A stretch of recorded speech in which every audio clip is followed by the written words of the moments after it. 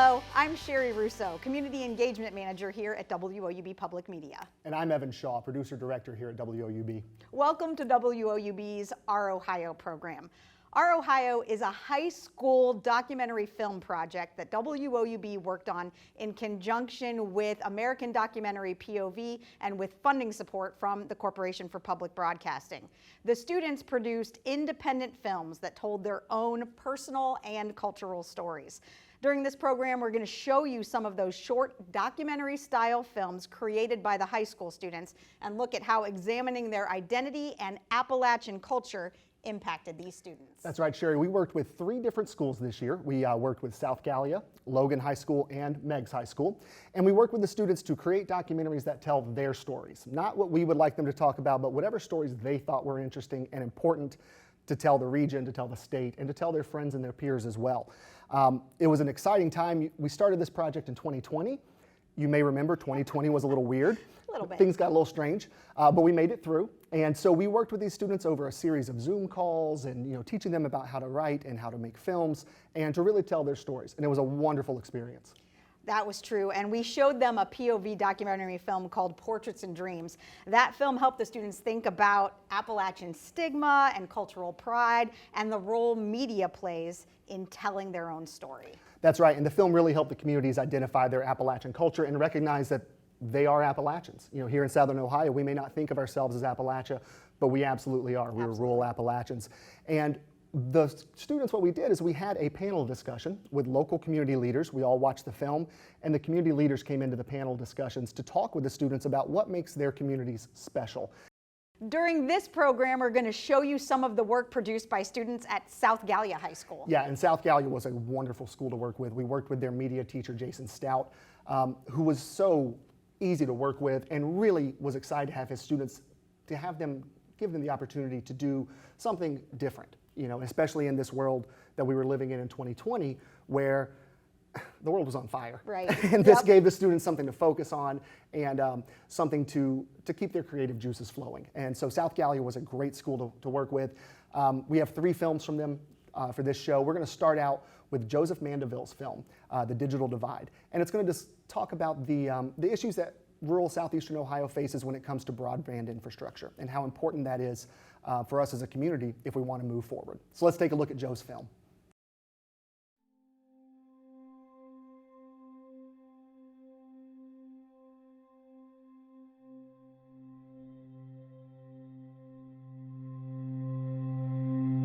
Right now, at this very moment, there is a real and current problem that has yet to be solved.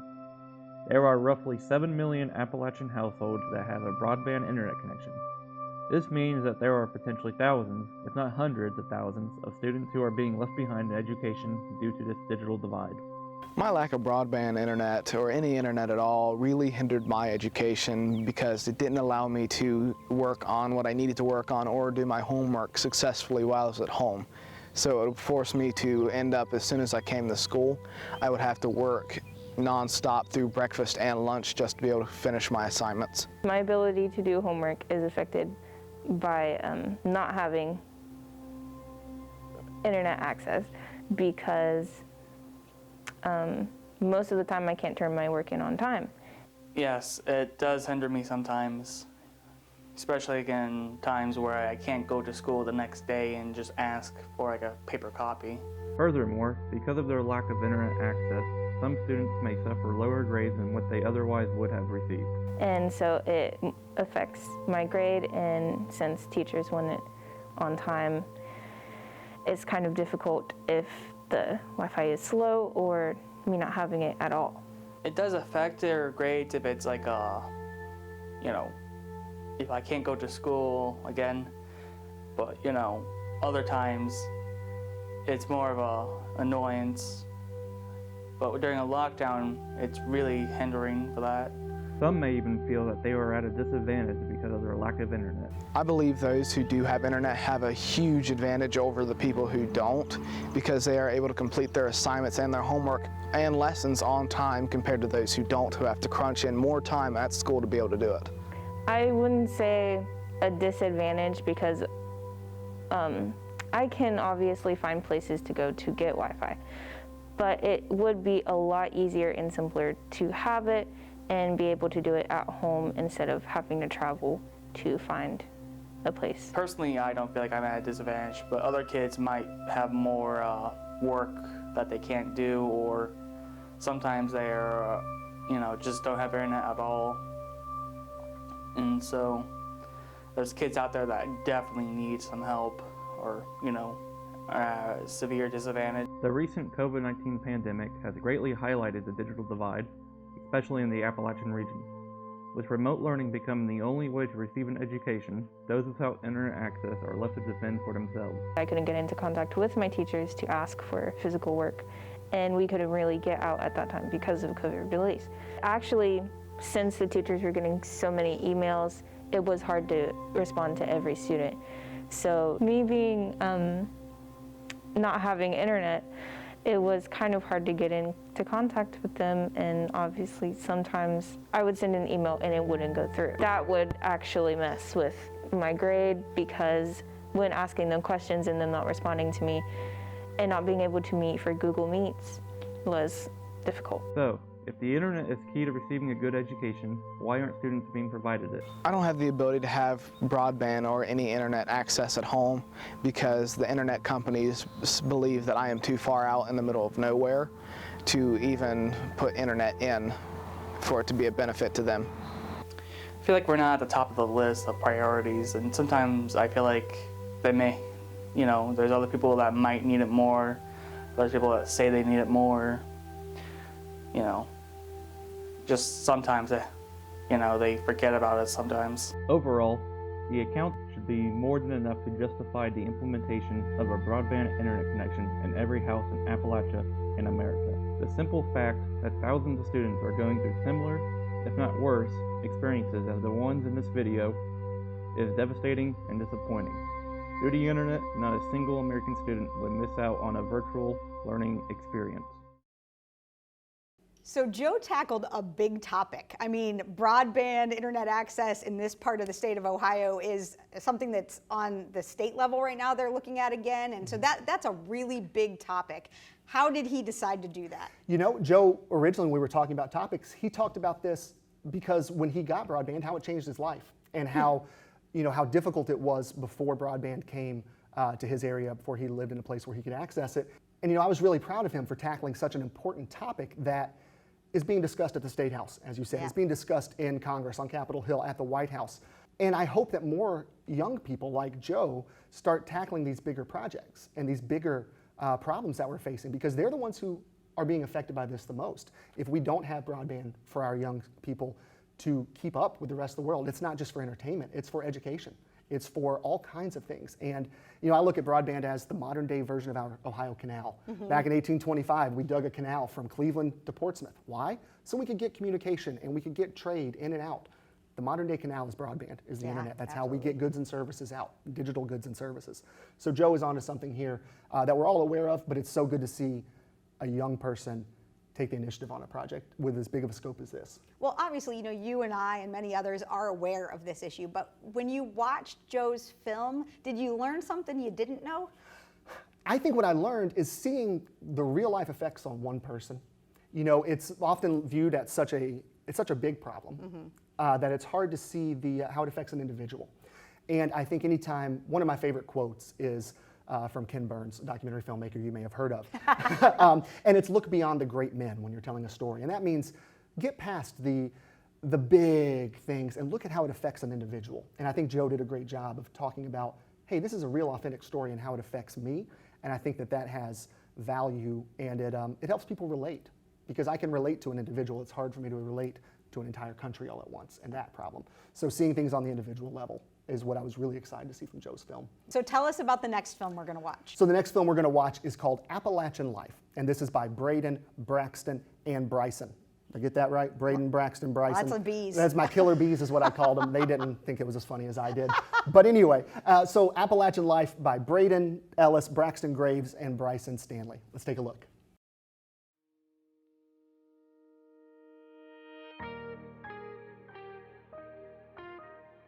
My name is Daphne Davis, and I'm a dual credit high school social studies teacher at South Gallia High School. I was born and raised in Gallia County, Ohio, which makes me full-blooded Appalachian. I have been married for 24 years to the same great guy. We have 3 kids. We have 1 daughter, 2 sons. I graduated originally from Hannah Trace High School, and then I went on to attend the University of Rio Grande, where I got a BS in history, a minor in political science, and a certification in secondary education. And then I also have 2 master's degrees, which probably sounds silly, but I do. I have 1 in teacher leadership from WOUB University, and then I have 1 from Concordia University in teaching and learning, I'm sorry. I can't imagine living anywhere else other than right here in good old Southern Ohio.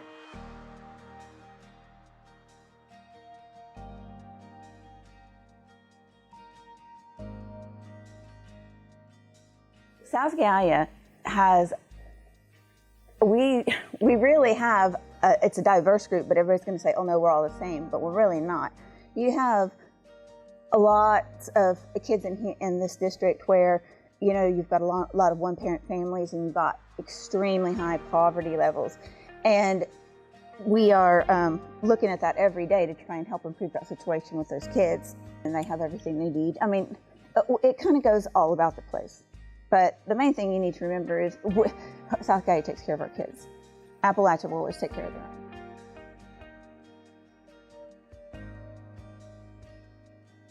I teach the senior capstone course here at South Gallia High School, and some of the jobs and things that our kids leave here and go into doing, one of the big fields is nursing. For whatever reason, our girls are really tuned into the nursing field, and lots of them go into that, and some of them are very successful at it. Currently we have Kate Lee, she's a physician's assistant at in Morgantown. We have Danielle Mary Sperry, she's a palliative pediatric doctor at CAMC in Charleston. We also have Dr. Brian Rupert, who has a PhD in anthropology and archaeology, who is a professor at the University of Indiana. He's going to be our graduation speaker this year. These are all kids who have come from all different directions, and they've all been successful. I mean, everybody. Another big success story. Somebody with no college. Landon Hutchinson left here with probably no plan, and his grandfather really encouraged him to go into the police academy, and now he's a active duty police officer in New Boston, Ohio. And whenever all the race stuff with the Black Lives Matter stuff was being put all over the TV, he's a neighborhood cop in the town of New Boston, and one of the neighborhood people actually shot a small video of Landon getting out of his cruiser and playing basketball with the kids. And the post on it said, not all color matters or whatever, and then it just said #thanks Officer Hutchinson. And doctors and nurses are pretty cool, but right now that's one of the big things that's sticking in my mind, that video of one of our graduates proving that we have good kids coming out of here, and that we're giving them the right skills so they can be successful no matter where they go.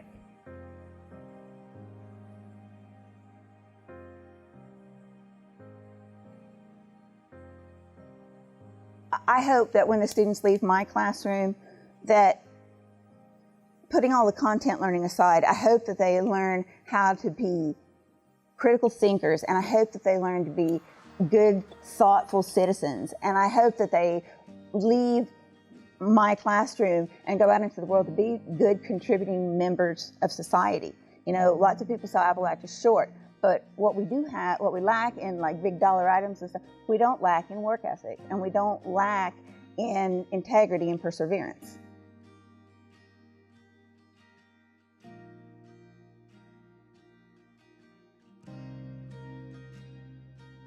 I think academically I don't think there's any difference, because the level of rigor in the classroom will be based solely on the teacher. So I don't think it matters where you're at.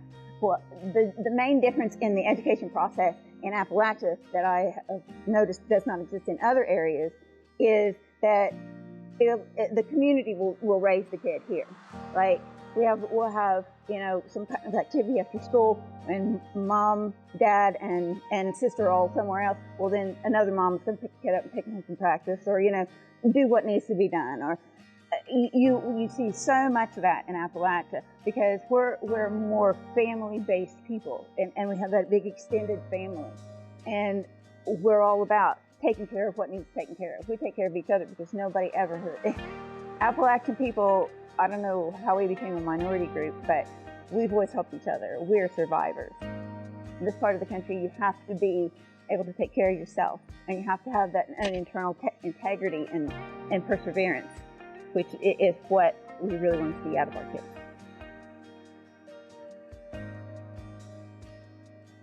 I think that whenever they first come into the high school in the Appalachian area, kids tend to have a lower self-esteem, or this mindset that, well, I can't do that, or why would I even try to do that? I'm from Southern Ohio. And, you know, in my years of experience with teaching, I've discovered this amazing thing that all kids' brains are the same. You know, our school district may never be an athletic powerhouse, but the brains in our classrooms are exactly the same size as the ones in Columbus or in Cincinnati or in New York City. So what I want for them, I want them to come in and with that low self-esteem, and I want them to be able to become critical thinkers and become more confident in who they are as citizens. Because it's so important that the people of Appalachia become good citizens, become good voting citizens, because that's how we take care of our country. We vote.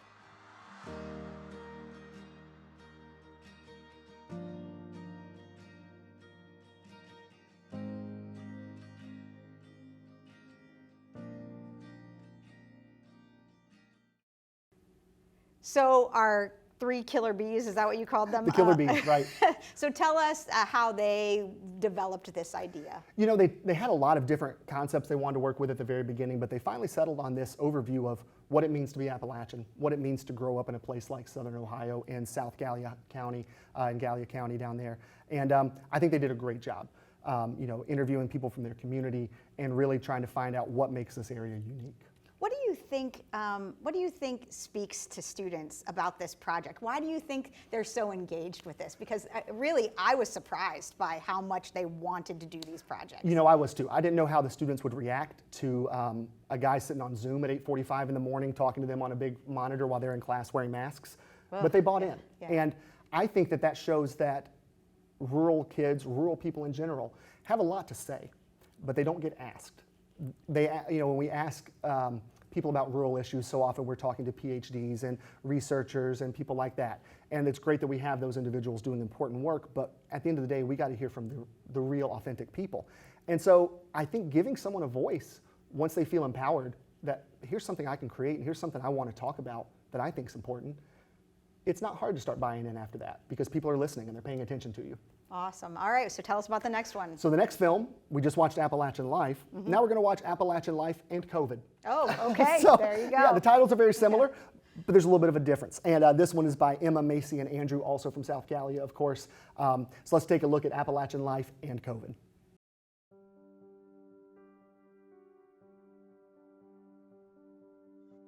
The previous years before now, sports were way more enjoyable.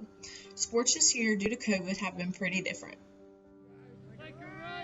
Football was the first sport of the year, and adjusting to it was pretty difficult. Barely anyone could get into the games to cheer our team on due to limited amount of tickets. These bleachers were hardly filled.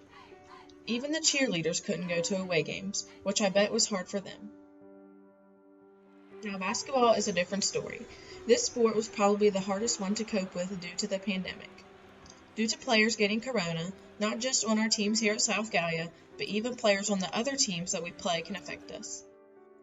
If you are sitting on the bench, you have to keep on your mask, which is hard for the players that have been playing a lot because it's really hot and they're sweaty. The varsity girls basketball coach, Corey Small, is here to tell us some more about it. I guess the main difference was we had to take temperatures before practice and before we left for games. But the worst part was putting tables up and down. Oh yeah, that was bad. Before and after practice and before games. So yeah, that's the worst. Who could the players give their tickets to, like their friends or just like their family members or stuff like that? Yeah, so at the beginning of the season, it started off as only immediate family. And then towards the end of the year, the COVID cases started to go down. So we allowed the players to give them to people outside of the immediate family. Was that stressful for you with the tickets, or did it not really affect you, just the players? It didn't affect me at all because I wasn't in charge of that. That was Mr. Wolf. So. Do you think next year's season will be any different or go back to normal? I really can't say, but I'm hopeful that it's normal. Only thing makes me think it's going to be normal is I saw where DeWine's going to have the county fairs at full capacity. So hopefully that will lead to no regulations on the percentage of people out of games and stuff like that. I'm sure the athletes are very excited for when it returns to normal, so they can return to hearing the roar of the crowd.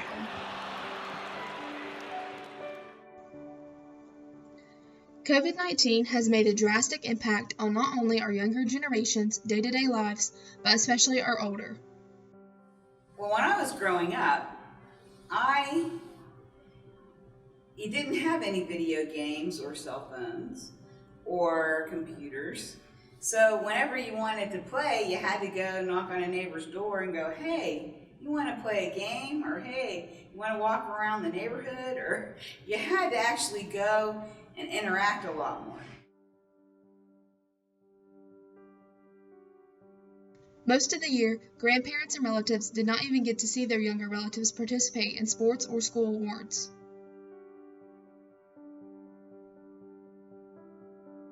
Many events and typical plans that take place throughout the year were canceled due to COVID-19. I'd say my job has changed due to COVID because we had to be more cognizant of where the kids sat and make sure that they maintained a good distance, and there was a lot of wiping down tables and chairs, and it really did change the whole aspect of being here this year a lot. What about the older demographic? How does this compare to their childhood? How do they feel not being able to see their grandkids, nieces, nephews participate in things? Well, I tell you, in the beginning it bothered me a lot because I couldn't see any basketball games and I couldn't go to the games even here unless I sold tickets. But it was hard because my one grandson is actually playing football and baseball and college. And I was not allowed to go to the games, even if they were like close by our house. To watch him play, I had to watch on a video screen where he was like this big.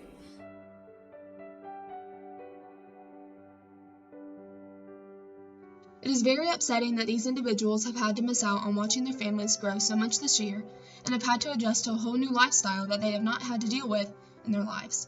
Hopefully for the next year, COVID-19 numbers will drop and things will begin to turn to normal. I've been quarantined twice, so 2 separate occasions, especially quarantined for 14 days. I've been lucky enough that the health department here has dated it back several days, so I only got quarantined for 10 days the first time and like 8 or 9 days the second time. Quarantine is not a fun time. I'm in my house isolated. I have a 2-story house, so my wife and my son stay downstairs while I was upstairs being quarantined. My wife works at a hospital, so I got to make sure I stay isolated away from her because she can't be taking or risk exposure to her patients when she goes to work. And I don't get to see my family or anything. I watch television or I'm on my phone, but it's not the same. You don't get to enjoy being outside or whatever. Have to have food brought to me. I didn't get to exercise or work out. So being quarantined for those two separate times was not fun. So last year when we got shut down from COVID in March, again, I wasn't in the classroom setting. I wasn't quarantined, but I wasn't in the classroom setting, so that was kind of boring. But, I got to work on my golf game a little bit, got to travel a little bit, being at home while we're supposed to be in school, so that was fun. But I wouldn't recommend being quarantined for anybody because it's just a lonely feeling those 14 days that you're isolated by yourself.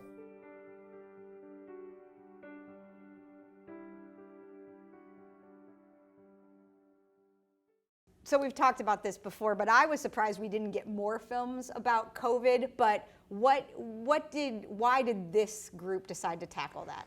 They wanted to tackle this film, I believe, in this topic because they wanted to show how COVID not impacted them from a medical standpoint necessarily, a little bit of that obviously, but also how it impacted their community. Grandmothers and grandfathers not being able to watch their kids play sports. That's a big deal. It is. And I think back of my mom and dad coming to my football games and cheering me on as I stood on the sidelines.